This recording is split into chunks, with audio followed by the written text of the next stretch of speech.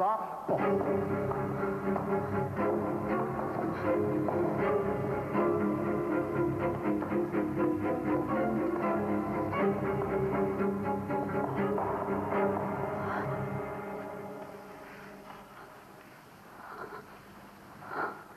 C'était une aventure d'abord un peu le hasard qui m'a menée ici.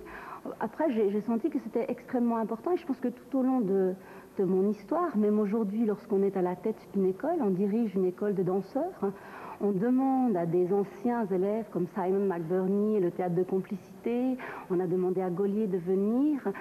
On sent que cet apprentissage, il est indispensable parce que je pense que profondément, il fait prendre conscience pour le corps, que ce soit des acteurs ou des danseurs, de quelque chose de fondamental. C'est-à-dire non pas l'imitation, mais trouver en soi une connaissance beaucoup plus vaste que simplement la reproduction d'une situation.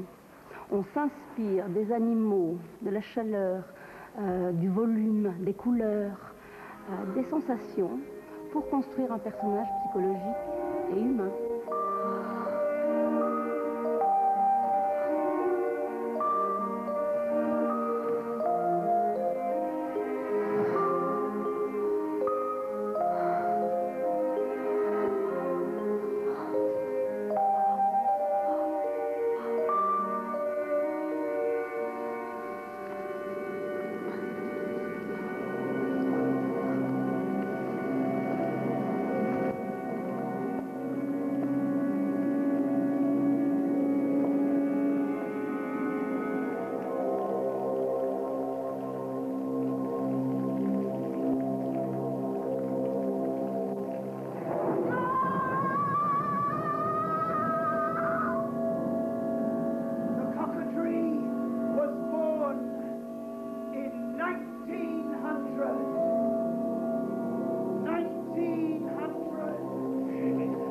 Place for her is in her dung heap. Oh, shut up. Yeah, in her dung heap where she lives with all the worms. If you weren't a weasel, I'd kill you! Police, man! Papa! Papa! Le premier sujet de l'école, c'est la nature. Et c'est pas d'aborder tout de suite un style ou des textes ou une esthétique, par exemple. Il n'y a pas d'esthétique. La première chose, c'est de regarder la vie. Et pas la vie simplement dans la rue, mais la vie au fond. Le début de la vie. Pour moi, ça me convient très très bien parce que mon père, il était archéologue. Il était préhistorien. Alors, son spécialité, c'était le paléolithique, très très vieux, ancien, ce qu'on appelle le paléolithique supérieur. Et alors donc j'étais très intéressé depuis que je suis un enfant, j'étais intéressé dans le début de la vie. Alors de jouer ça, c'était un régal pour moi parce que tout d'un coup il y avait une porte qui s'ouvrait sur ma vie moi-même et je savais que j'étais dans la bonne école.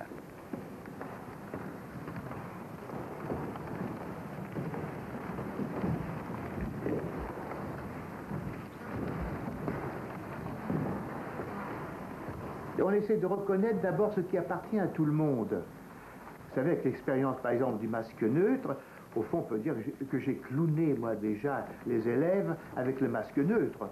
Donc, ils se ressemblent tous, ou ils tendent à se ressembler. Mais l'urgence des différences apparaît justement dans la recherche d'être comme l'autre. Et à un moment, on n'est jamais comme l'autre. Et il y a des urgences qui apparaissent, qu'ils ne savent pas eux-mêmes, et qui vont petit à petit se révéler dans leur création, à partir d'une reconnaissance, d'une reconnaissance de la vie comme elle est. Un arbre, c'est un arbre, d'abord. Et puis ensuite, comment ils vont ressentir cet arbre, ça peut être différent pour chacun. Mais avant de ressentir les différences, il faut ressentir ce qui nous est commun.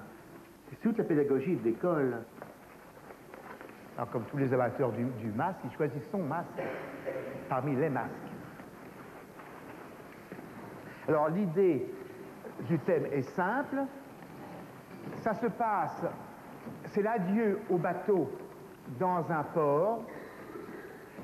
il y a un ami qui s'en va pour très très longtemps, et on lui dit un au revoir, qui est plus qu'un au revoir, qui est un adieu. Donc c'est une séparation, il part pour longtemps et on ne sait pas si on le reverra. Donc il y a une direction qui va aller vers le mélodrame, c'est le thème, et une autre direction qui va aller vers la tragédie, parce que le cœur est en constitution là. Hein? Alors il est mélodramatique dans le sens, je pense toujours aux Siciliens, à Palerme, que j'ai vu partir aux États-Unis avec les valises en carton avec des ficelles qui partaient, et la famille sur le quai comme ça, et ils partaient faire fortuna aux États-Unis. Et vous, c'était vraiment le pays du rêve. Alors maintenant, c'est autre chose, c'est les émigrés qui partent pour aller en France travailler, c'est pareil. Et sur le quai, il y a toujours des gens qui sont là, une famille et qu'on va quitter. Donc c'est dans cet esprit-là. Vas-y.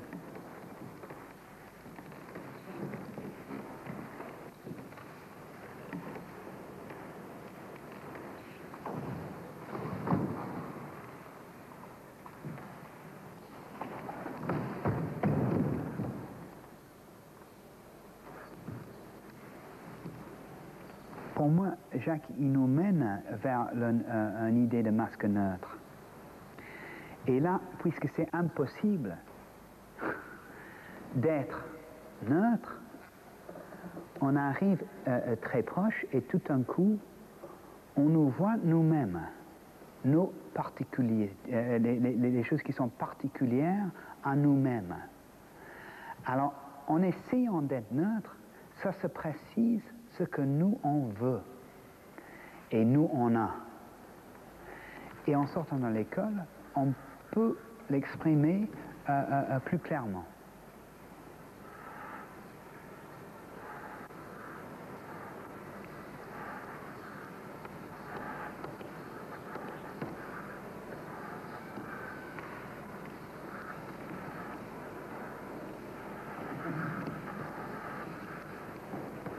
J'ai passé moi ma vie, c'est-à-dire je l'ai porté depuis le début de l'école. Alors c'est un masque évidemment qui était difficile à faire parce que c'est un masque de repos et de calme et dont la sensation est une sensation d'espace très forte.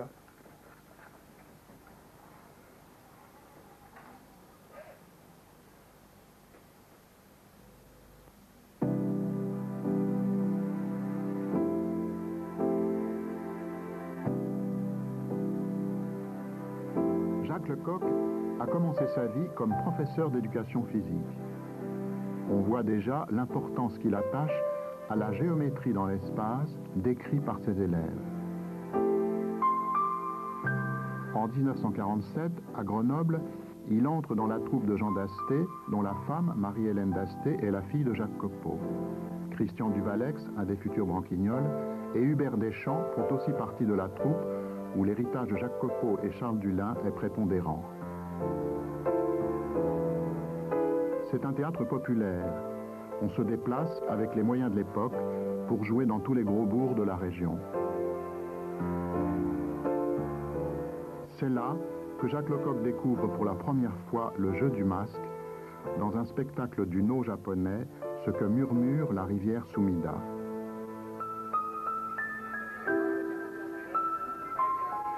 En 1948, il part en Italie, à Padoue.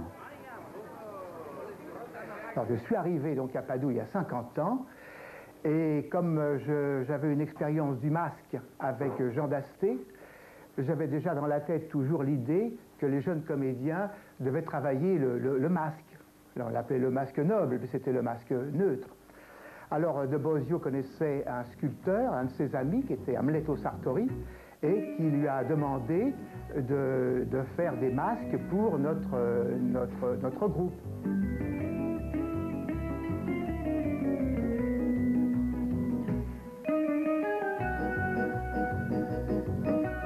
Enfin, il va au Piccolo Teatro de Milan, appelé par Giorgio Streller, avec lequel il partage son intérêt pour le masque. C'est ainsi que Streller monte à Milan Harlequin, valet de 2 mètres, de Goldoni. Jacques Lecoq règle alors la mise en scène du Chœur d'Électre de Sophocle,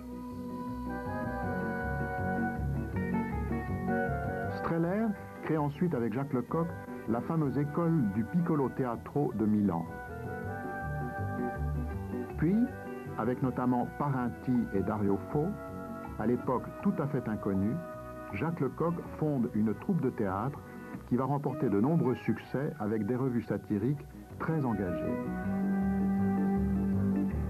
Nous étions vraiment des enfants, parce que j'avais 23 anni, tu en avais 25, donc c'est plus enfant. On savait pas le résultat de ce qu'on faisait. On le faisait comme ça, dans un élan d'invention, mais on savait pas, on n'était pas diplomate de la chose ou stratège. Si, mais il y avait un phénomène là que nous vivions, très important.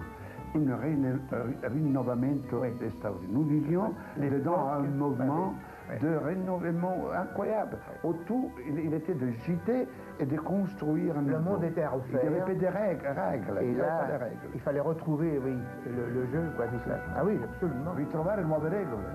Jacques Lecoq règle ainsi la chorégraphie de Sami Dallega, dont il est aussi un des metteurs en scène. Pour cette revue, il imagine une pantomime sur une opération chirurgicale. J'arrivais avec des autres du théâtre populaire, évidemment, mais de la revue, de la, nous disons, l'avant-spectacle, le spectacle de variété, on disait. Et j'avais eu une expérience avec des grands comédiens, avec une grande tradition de force, etc. Mais quand je suis arrivé avec Lecoq, et Lecoq il a dirigé la côté constructive de notre travail, vraiment il y a eu un change de direction très important, vraiment une transformation déterminant à notre façon de faire la mise en scène et de jouer aussi. 50 ans plus tard, le public salue le prix Nobel de littérature.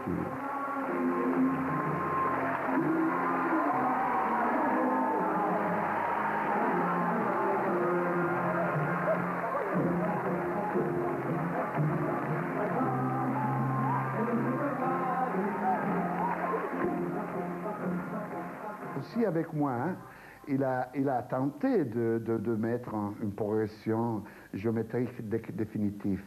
Mais quand il a compris que mon désordre, c'était ma force, et que la manque d'une discipline déterminée et absolue, c'était la force de mon déséquilibre, non?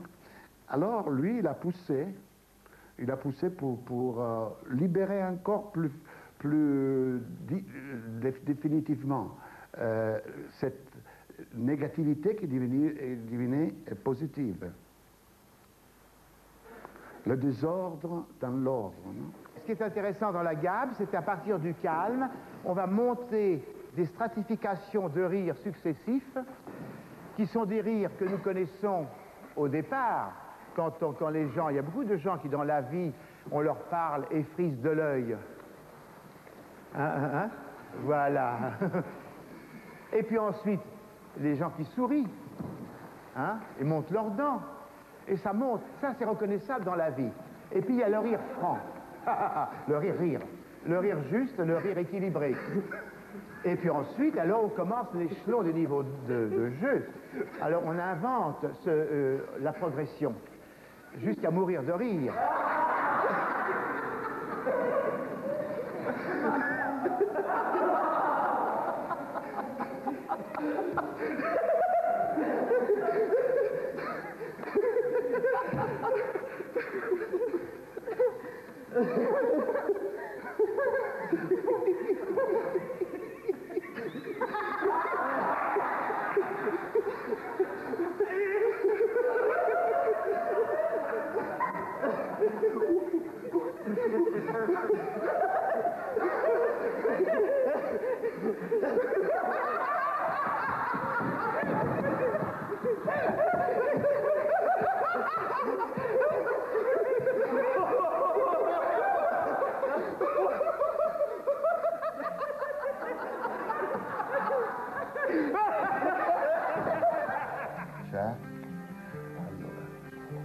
un movimento che mi ricordo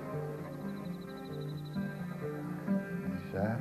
Il était tout attentif sur la transformation que chaque acteur, chaque élève, il portait grâce à sa propre personnalité. Il était capable de pousser dedans une personnalité, mais après la laisser libre. Questo è l'equilibrio, il centro dell'equilibrio, questa è una delle lezioni fondamentali di Jacques.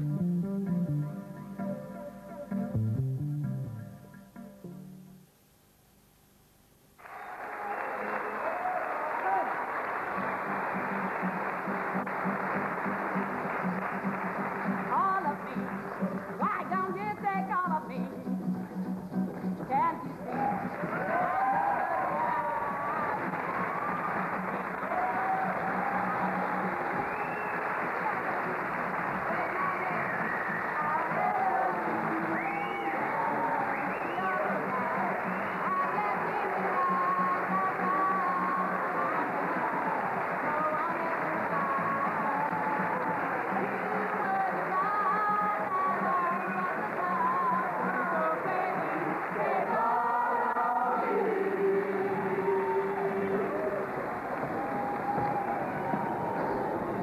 À l'école de théâtre de Jacques Lecoq, en deuxième année, constituant des groupes de création, les élèves réalisent chaque trimestre des essais de spectacle présentés au public.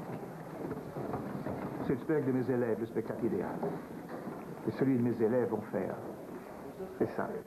Parce que c'est grâce à eux, au fond, que l'école existe, mais c'est aussi à eux qu'il faut les spectacles. Évidemment, c'est un petit peu le côté confortable où je suis.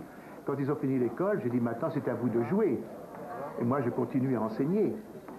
Mais c'est ma fonction, je crois que je suis mieux là. Et eux sont mieux dans la création. Bien.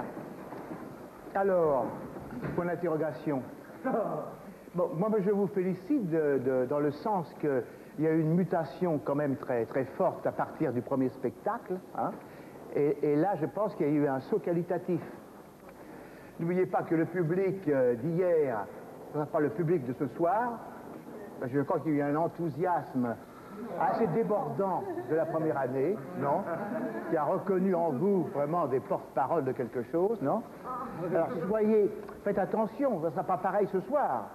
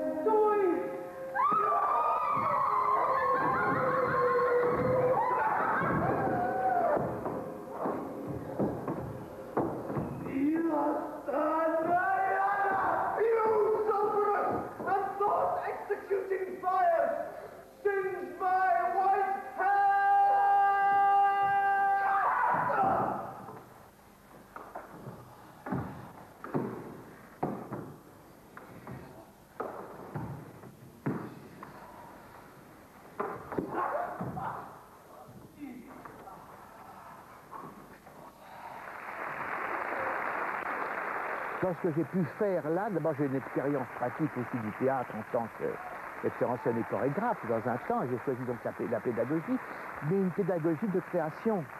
C'est-à-dire, c'est pas simplement de retransmettre des choses qui existent à d'autres.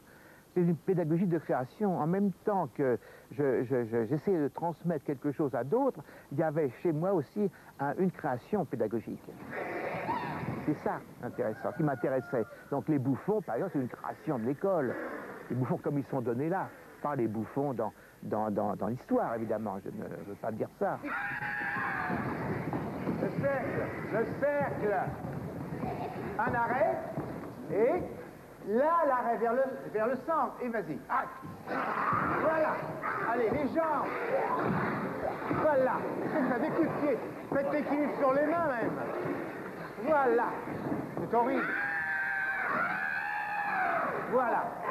C'est bien quand on va donner des coups de pied, des ruades, des coups de jambes, que des coups de jambes. Alors on dit qu'ils se battent avec le truc. Hein? C'est bon là. On va refaire le cercle, comme ça on sait que c'est lui qui doit s'arrêter ici. Ici, ouais. Ok, sans problème. Je ne pense pas que j'essaie de mettre en scène, j'essaie surtout de comprendre comment ça fonctionne pour qu'ils jouent mieux, pour qu'ils composent mieux, pour qu'ils mettent en scène mieux eux-mêmes. Donc il y a ce rapport toujours qu'il y a à l'école de curiosité, de connaître bien comment fonctionnent les choses, ça oui, mais je ne cherche pas l'interprétation. C'est-à-dire, le metteur en scène, il va interpréter tout ça, il va donner une empreinte personnelle. Tandis que moi, je reste simplement dans les moteurs qui provoquent les choses. Alors, ciel ou enfer? Le livre ou la mer? Je ne vois pas. C'est pas un savoir que l'on transmet à l'identique à des gens. C'est-à-dire, en même temps qu'il y a cette relation entre le professeur et les élèves, il se produit une transcendance. C'est quelque chose qui est à inventer de la part de l'un et de l'autre. Ah! T'as compris, alors tu cognes ta part là. Allez, elle s'en va. Allez, pas! Tu recules. Plus vite, là, de l'autre côté, là. Pas! Encore à gauche. Une fois là, tu t'arrêtes. Tu sais plus la sortie. Elle entend, bois. Donc il y a quelque chose qui va s'élever entre les élèves et moi, qui est la création propre de ce qui sera le résultat de leur travail pour les spectacles qu'ils vont faire.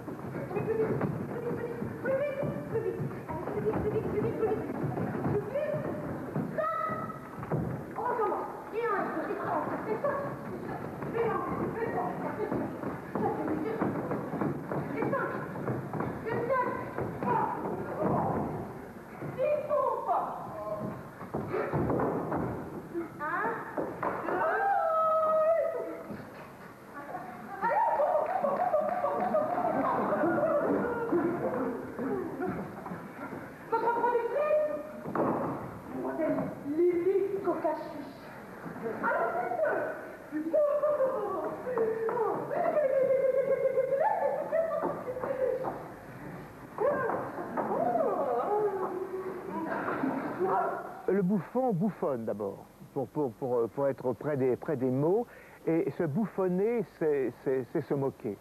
Donc détruire quelque part. Et quand j'imite la démarche de quelqu'un, je le bouffonne un peu, hein, et je fais rire les autres de la personne. Donc le bouffon, il est en direct de la moquerie.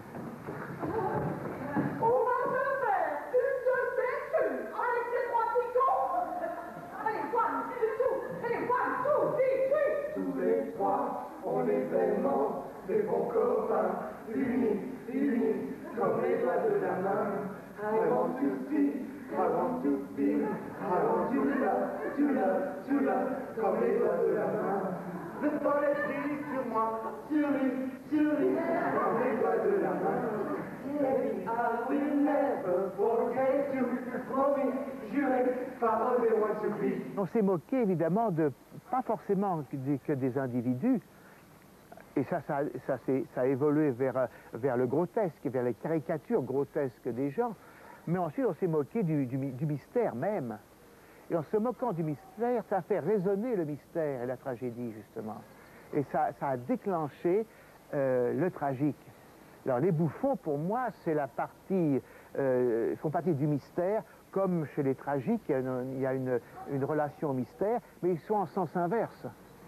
Si le bouffon, il crache sur le ciel, parce que c'est Dieu, ils sont dans la terre.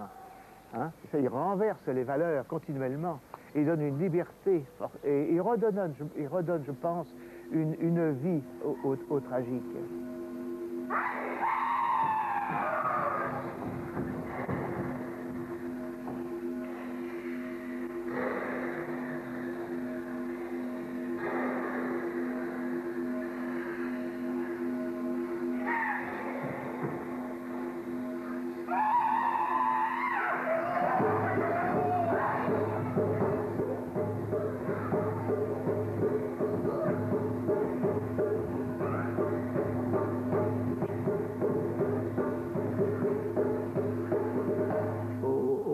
métamorphoses, rentrer dans les métamorphoses, dans le mystère, dans la peur de l'angoisse du trou, l'angoisse du public, ben, toutes ces choses qui sont des acceptations de la vie. Et je pense que tout doucement, comme un maître, quoi, comme un maître, il nous amène dans ce monde des hommes,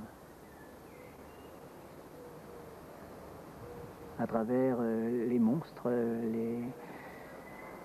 les masques. Et ça,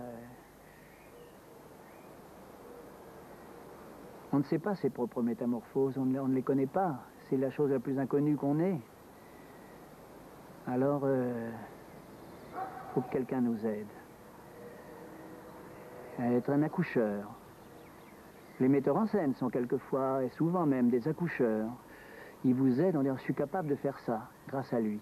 Il vous donne la permission. Et lui, c'est un peu ça, il donne la permission.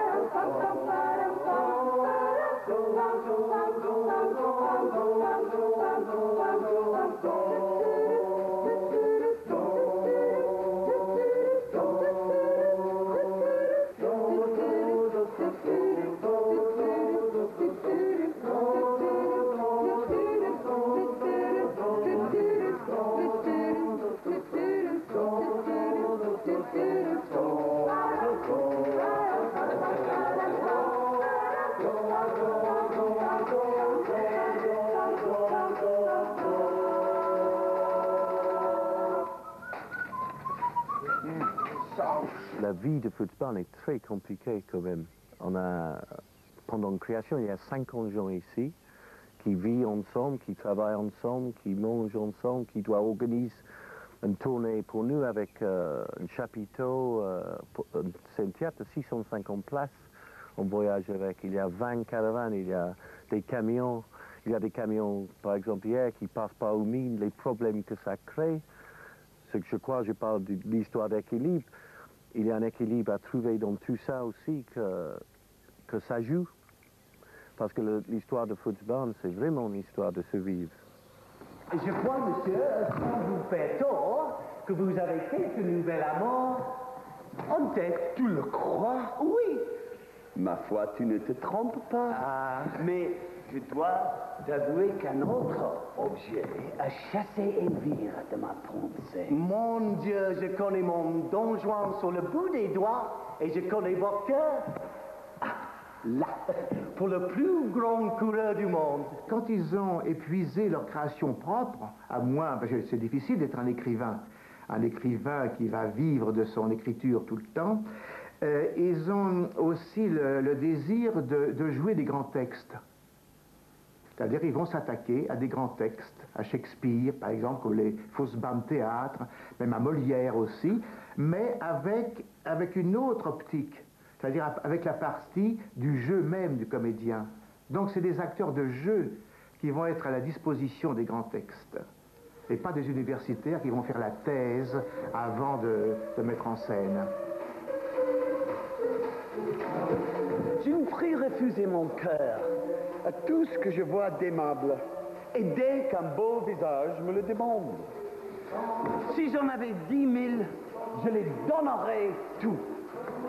Les inclinations naissantes, après tout, ont des charmes inexplicables, Et tout le plaisir de l'amour est dans le changement. on goûte une douceur extrême à réduire. Par son hommage, le cœur d'une jeune beauté, à voir le jour en jour le petit progrès qu'on y fait. Il n'est rien si doux que de triompher de la résistance d'une belle personne. La relation entre Jacques et Futzbahn, pour moi, il a